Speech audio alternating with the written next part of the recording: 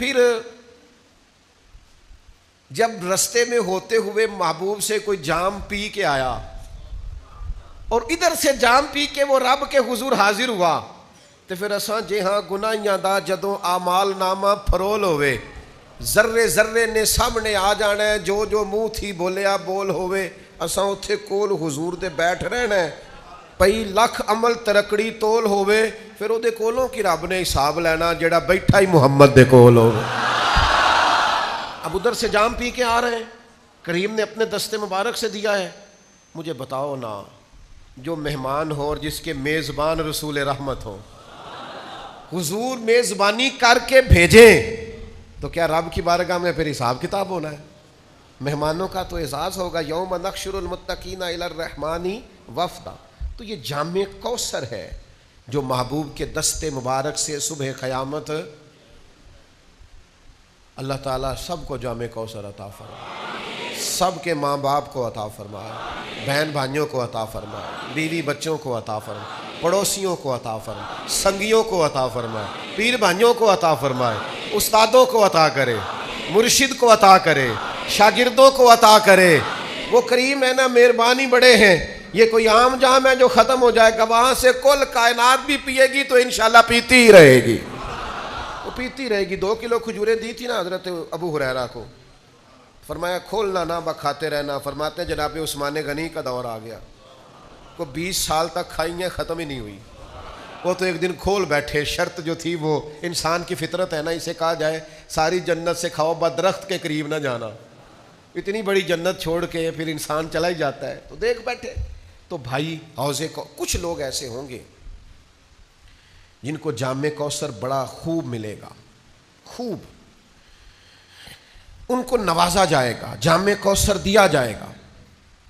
تو یا رسول اللہ سب سے پہلے کسے ملے گا؟ ہمارے ہاں نا دوستیاں بنتی ہیں، تعلقات بنتے ہیں، پر وہ اس طرح بنتے ہیں یا مزاج ملتے ہوں یا مفادات ملتے ہوں۔ مزاج نہ ملے، مفاد نہ ملے تو ہم آپس میں دوستیاں کرنے کو تیار نہیں ہوتے۔ خدا کے بندو، اگر چاہتے ہو نا دوستی میں لذت رہے، بھائی چارے میں حسن رہے، پیر مرید کے رشتے میں ہمیشہ روحانیت برقرار رہے، استاد شاگرد کا رشتہ ہمیشہ معتبر رہے، مضبوط رہے، تو اس کا ایک ہی حال ہے، اس رشتے کی بنیاد اللہ کی رضا بناؤ، اس میں کوئی ذرا برابر بھی دنیاوی منفعت نہ ہو، ذرا سا بھی لالچ نہ ہو، اس کو تجارت نہ بنائیں، محض اللہ کی رضا کے لیے۔ یہ کر کے تو دیکھیں، آپ محسوس کریں گے کہ میرا وجود پھولوں کی طرح ہلکا پھلکا ہو گیا، فقط اللہ کی رضا کے لیے۔ ہمارے ہاں تعلقات بنتے ہیں، لیکن کہہ چکا ہوں یا مزاج ملتے ہوں یا مفاد ملتے ہوں، اگر نہ ملیں تو ہم تعلقات کو چلانے کو تیار نہیں ہوتے۔ میرے نبی پاک علیہ الصلوۃ والسلام نے ارشاد فرمایا، کنز الامال میں حدیث موجود ہے، حضور فرماتے ہیں میرے حوض کوثر پر سب سے پہلے وہ لوگ آئیں گے جو ایک دوسرے سے اللہ کی رضا کے لیے محبت کرنے والے ہوں۔ سب سے پہلے انہیں جام ملے گا، یہ بتانا نہ کسی کو، لیکن اپنے دل سے پوچھ لینا ہے صحیح کسی سے اللہ کی رضا کے لیے محبت؟ کوئی لالچ نہیں۔ ہمارے اسا فرمایا کرتے تھے ہم تو کسی سے اس بات کا بھی وہ درویش تھے نا، ایک تو انہوں نے اپنے مرشد سے کہا ایک نظر ہی ڈال دیں، تو فرمانے لگے تو نے تو کہا تھا کہ تو کبھی سوال ہی نہیں کرے گا، پوری نظر کا ہی سوال کر دیا تو نے۔ اتنا بھی لالچ منع ہے، اتنا بھی بوجھ منع ہے۔ جب آپ نے محض اللہ کے لیے پیار کیا تو مسکرا دے تب بھی ٹھیک ہے، ناراض ہو جائے تب بھی ٹھیک ہے، آ جائے تب بھی ٹھیک ہے، منع کر دے، وہ جس حال میں پھر رہے، کیونکہ ہماری محبت اس لیے نہیں کہ میری بات مانے گا تو محبت ہے، اس لیے نہیں کہ میرے ساتھ ٹھیک چلے گا تو محبت ہے، میرے طرف آئے جائے گا، محبت تو ہے اللہ کی رضا کے لیے۔ تو جب اللہ کے لیے محبت ہے تو پھر اس میں ذرا سا بھی کہیں کوئی شائبہ اپنی مرضی کا نہیں ہونا چاہیے۔ فرمایا تو محض اللہ کے لیے اگر کسی سے محبت کرتا ہے تو سب سے پہلے کوثر کا جام، تو سب پیچھے تعریف سن لی یہ ساری کوثر دی، فرمایا پہلا جام ان کو ملے گا جو کسی سے پیار کریں گے تو محض اللہ کی رضا کے لیے کریں گے۔ یہ کریں، یہ نہیں ہے تو بنائیں، یہ اگر گنجائش ابھی تک سینے میں نہیں ہے تو یہ پورا باب ہے بخاری مسلم میں، کسی سے محبت کرنی ہے تو اللہ کے لیے، کسی سے نفرت کر دیا تو اللہ کے لیے، اپنی ذات کا بیچ میں سے سارا معاملہ ختم کر دیں۔ دوسرا پہلو یہ ہے کہ جامع کوثر پہ وہ شخص آئے گا جو نبی پاک علیہ السلام سے کیے ہوئے وعدے پورے کرے گا۔ ہم جب کلمہ پڑھتے ہیں نا تو ہمارا حضور سے ایک معاہدہ ہو جاتا ہے کہ آپ نبی ہیں، ہم امتی ہیں، آپ آقا ہیں، ہم غلام ہیں، آپ ہمارے پیشوا ہیں، مقتدا ہیں، ہم آپ کے قدم بقدم چلنے والے ہیں۔ اب ہمیں اپنی مرضی نہیں کرنی، سنت اور شریعت کو دیکھنا۔ تو جو یہ وعدہ پورا کرے گا وہ حوض کوثر پہ آئے گا، اسے جام ملے گا۔ اور نبی کریم علیہ السلام نے فرمایا، مسند ابو یعلا میں حدیث موجود ہے، فرمایا جو مجھ سے کیے ہوئے وعدے توڑے گا وہ میری شفاعت نہیں پائے گا اور حوض کوثر پر بھی میرے پاس نہیں آ سکے گا۔ اسے وہاں آنے کی توفیق، یار کیا دیر ہے سنت پر عمل کرنے میں؟ مجھے بتاؤ نا، کیا مجبوری ہے ہم شریعت اور سنت کا پاس نہیں کرتے؟ مجھے بتاؤ، نماز پابندی سے پڑھنے میں آخر کون سی دقت ہے؟ سچ بولنا آخر کتنا کو مشکل ہے؟ یہ حضور کی سنتیں۔ دل کو سینے اور بغض سے پاک رکھنا آخر کتنا کو مشکل ہے؟ وہ میرے بھائی، یہ داڑھی اللہ نے مرد کو دی ہے، بی بی کو دی نہیں اللہ نے۔ رب چاہتا ہے مرد کے چہرے پر دیکھنا پسند، آخر کیا دشواری ہے؟ اس کا کوئی بوجھ ہے؟ کیا مشکل ہے؟ کیوں نہیں سمجھتے؟ کس بات کا انتظار؟ ہمارے بیچ میں کتنے لوگ اٹھ نہیں گئے، دنیا چھوڑ نہیں گئے، ہم نے بیٹھے رہنا ہے؟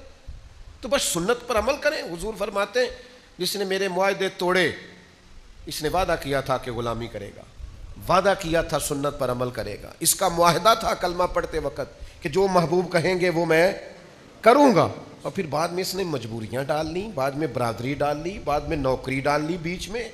اللہ رسول کے بیچ نوکری کہاں سے آ گئی؟ پیسے کہاں سے آ گئے؟ اولاد کہاں سے آ گئی؟ اس کے بیچ ذاتی خواہش کہاں سے آ؟ اس کے بیچ تو کوئی اور چیز نہیں ہونا چاہیے۔ میرے بھائی، سنت پر عمل کرو گے، محبوب کے طریقوں پہ اپناؤ گے تو حوض کوثر کا جام پاؤ گے۔ اور تیسرا، امام حسن روایت کرتے ہیں، مسند احمد میں موجود ہے، نبی پاک نے فرمایا جو میری اولاد سے بغض رکھے، پڑھے جتنی مرضی نمازیں، کرے ہر سال حج، صدقات و خیرات اتنا دے کہ شرق و غرب میں لوگ اس کو سخاوت کی مثال مانیں، لیکن امام حسن فرماتے ہیں، کریم نے فرمایا جو میری اولاد سے بغض رکھے گا وہ میرے حوض کوثر پہ نہیں آئے گا۔ مجھے آپ کا نہیں پتا، مجھے تو وہ بندہ اچھا نہیں لگتا جو میرے بچوں سے نفرت کرے۔ آپ کو بھی اس کا اندازہ ہوگا۔ ہماری مائیں کہا کرتی تھی میرے بچیاں نے سر تے کدے ہاتھ نہیں رکھیا، مینوں کیویں چنگے لگ سکتے ہیں؟ وہ بھائی نہیں اچھا لگتا وہ شخص۔ اولاد رسول کا پیار، عظمت آل نبی کہیں بھول نہ جانا لوگوں، وہ دیکھنا، غیر کی باتوں میں نہ آنا لوگوں۔ اس دور کے جھگڑے، خطیبوں کی خطابت، مناظرین کے مناظرے، لوگوں کی جنگیں، بحثیں، الجھاؤ، ان میں نہ پڑنا، بس جہاں اولاد رسول کی بات آئے، اوے اصلاں نال جے نیکی کریے اور نسلاں تاک نہیں بھول دے۔ محبوب کی اولاد کی نوکری کرنا، خدمت کرنا، غلامی کرنا، ڈیوٹی کرنا، اس کو بھول نہ جانا۔ حسن پاک ہوں، حسین پاک ہوں، چاروں شہزادیاں ہوں، ان کی اولادیں ہوں، سیدنا امام زین العابدین، امام جعفر صادق، امام باقر، حضور کی نسل کا ہر صحیح العقیدہ شخص اس کا اکرام کر۔ اعلیٰ حضرت فرماتے ہیں جب تک اس کی گمراہی کفر تک نہ پہنچ جائے اس کی تکریم کرو۔ یہ حضور کی اولاد ہے، تیری نسل پاک میں ہے بچہ بچہ نور کا، تو ہے عین نور تیرا سب گھرانہ نور کا۔ یہ اپنے ذہن میں بٹھائیں بات کو، اس کو جگہ دیں۔ یہ خطابت نہیں، یہ کوئی محرم کا خطبہ جمعہ کا عنوان نہیں، یہ ایمان ہے، ایمان کے تقاضے کو سمجھیں۔ جامع کوثر کی شانیں تو آپ سن ہی چکے ہیں نا۔ اللہ کے حبیب نے ہمیں بتایا کون کون آئے گا اور کون کون، تو یہ ساری آج ابھی سے ہی تشریحات سن نہ لیں، بھلا کون جا سکے گا اور کون نہیں جا سکے گا۔ وہاں جانے کے لیے اعمال کرنے ہیں، وہاں جانے کے لیے آج تیاری کرنی ہے، ٹکٹیں وقت پہ بک کرنی ہیں۔ وہاں کے لیے ابھی سے آپ نے اپنے آپ کو ذہناً اور عملاً تیار کرنا ہے۔